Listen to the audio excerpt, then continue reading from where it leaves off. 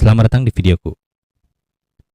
Dan saya ingin tanya, apakah kalian pernah sudah punya ide yang keren di kepala, tapi pas mau dibicarakan atau ingin diomongin gitu, malah suka belibet. Nah, jadinya kata-kata yang mau dikeluarkan jadi berantakan. Ya, berantakan. Dan tentunya terbata-bata dan akhirnya orang lain bingung kita ngomong apa. Kalau iya, kita senasib. Hari ini saya mau membagikan cara latihan saya dalam mengatasi masalah ini lewat satu teknik. Nonton videonya sampai habis agar kalian dapat insight atau manfaat dari dalam video ini.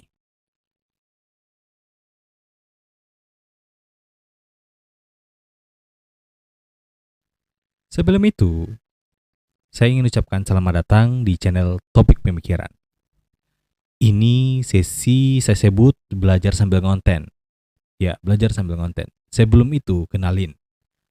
Nama Serian, saya bikin channel ini sebagai wadah dokumentasi untuk berbagi apa yang sedang saya pelajari, terutama ilmu dari buku-buku yang saya sedang baca dan ingin membagikannya pada kalian. Ya, ilmunya dari buku itu.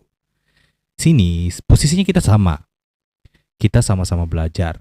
Jadi saya sangat butuh kritik dan saran kalian di kolom komentar ini. Saya mau cerita-cerita sedikit nih. Ya, sebenarnya makanya saya membuat video ini. Saya mempunyai masalah besar. Ya, masalah besar menurut saya, yaitu cara bicara saya yang berantakan tentunya. Berantakan ya, berantakan. Cara bicara saya itu berantakan. Kalau saya bicara tanpa skrip seperti sekarang ini, jujur saja, struktur kata yang saya ucapkan, yang saya bicara depan kamera ini, pasti akan kacau. Ya, kacau lah. Karena kadang pembahasan lari kemana. Nah, itu saya sadari itu. Nah, kadang juga saya merasa pesan yang saya ucapkan sulit dimengerti sama orang lain. Ya, makanya itu saya belajar dan juga ingin membagikan informasi, membagikan ilmu dari buku yang saya baca begitu. Ya, sebenarnya awalnya saya anggap biasa, tapi seiring waktu saya sadar kalau ini dibiarkan, ini bisa menghambat karir dan pekerjaan saya ke depannya. Ya, kalau saya tidak memperbaiki cara bicara saya, itulah alasan kenapa saya memilih berlatih menggunakan metode storytelling. Ya, storytelling. Kenapa? Kenapa storytelling? Karena ternyata storytelling merupakan senjata besar dalam kehidupan sosial kita agar informasi yang berat jadi terasa sederhana dan nyaman didengarkan. Ya, kalau kita belajar storytelling. Namun menariknya, ternyata dalam proses saya belajar storytelling, saya mengira latihan berbicara itu cuma soal berbicara saja gitu, hanya berbicara begitu. Ternyata poin pertama yang saya pelajari untuk memulai storytelling justru adalah menjadi pendengar yang baik. Ya, menjadi pendengar yang baik. Loh, kok kenapa malah disuruh menjadi pendengar yang baik? Jadi gini, inti dari storytelling adalah bercerita, kan? Bercerita, ya betul sekali, bercerita. Dan cerita itu butuh audiens kan, untuk didengarkan begitu. Untuk itu saya membuat channel ini dan video ini tentunya untuk saya bisa melatih storytelling saya. Ya, storytelling saya di depan kamera seperti saat ini. Dan bagaimanakah langkah-langkah untuk memulai melatih storytelling? Nah, berdasarkan dari buku yang saya baca, ada 5 langkah. Ya, 5 langkah. buat memulai storytelling yang kuat. Mari saya jelaskan. BTW, ini saya pelajari dan baca dari buku Bicara Itu Ada Seninya. Penulisnya asal Korea Selatan, Oh Soo-hye. Langkah pertama, tentukan satu topik. Ya, topik. Kalau di bukunya dia disebut tema. Tentukan tema. Nah, tapi di dalam bukunya itu sebenarnya diartikan sebagai topik ya. Tentukan satu topik, jangan melebar pembahasannya. Tentunya ya kan, jangan melebar pembahasannya. Fokus ke satu topik utama biar audiens gak bingung. Misalnya seperti topik saya hari ini, yaitu latihan berbicara depan kamera. Ya, latihan berbicara depan kamera. Langkah kedua, masukkan konflik atau masalahnya gitu. Dan simpati dalam ceritamu lah. Nah, salah satu cerita ya harus ada sering kita dengar.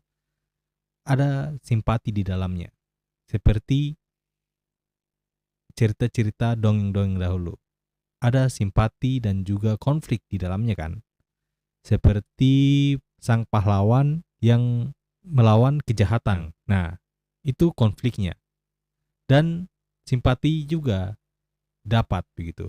Seperti cerita-cerita dongeng yang menceritakan banyaknya yang tewas atau bagaimana dan lain-lain, otomatis menimbulkan rasa simpati kepada kita sebagai penontonnya misalkan. Nah, seperti yang saya ceritakan tadi, saya bercerita kalau saya sering belibet kan. Nah, simpatinya itu jangan sampai ya kan kalian berpikir bahwa wah, saya juga merasa begitu juga ternyata. Padahal kita senasib begitu. Nah, seperti itu konflik dan simpatinya. Nah, langkah ketiga, berikan pembalikan atau plot twist. Ya, plot twist. Seperti cerita saya tadi. Ternyata rahasia bicara hebat itu bukan soal jago berbicara, tapi menjadi pendengar yang baik.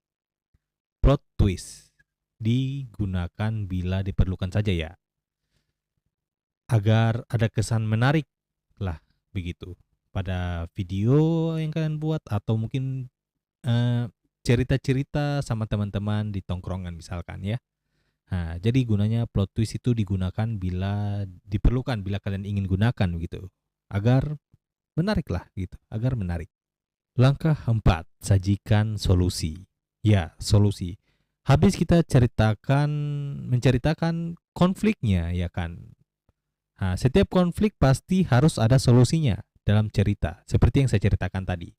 Seperti si pahlawan mengalahkan orang yang jahat dan dia menang. Nah, itu adalah konflik. Itu adalah solusi untuk penyelesaian dari masalah atau konflik itu begitu.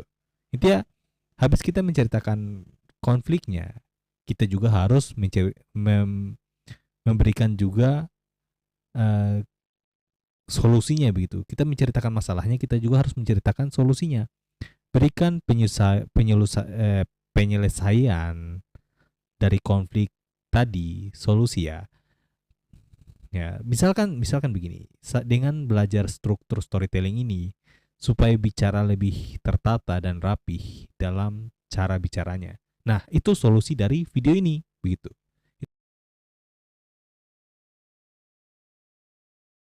Jadi, begitulah langkah storytelling yang saya jelaskan dan saya pelajari tadi. Buat kalian yang juga merasa sering belibet ya kan saat bicara. Siapa tahu kamu suka konten di sesi belajar sambil ngonten ini. Coba berikan masukan di kolom komen di bawah video ini dan jangan lupa like dan subscribe tentunya biar nggak ketinggalan perkembangan channel saya dan kita semua tentunya, perkembangan kita semua tentunya. Sampai jumpa di topik pemikiran selanjutnya.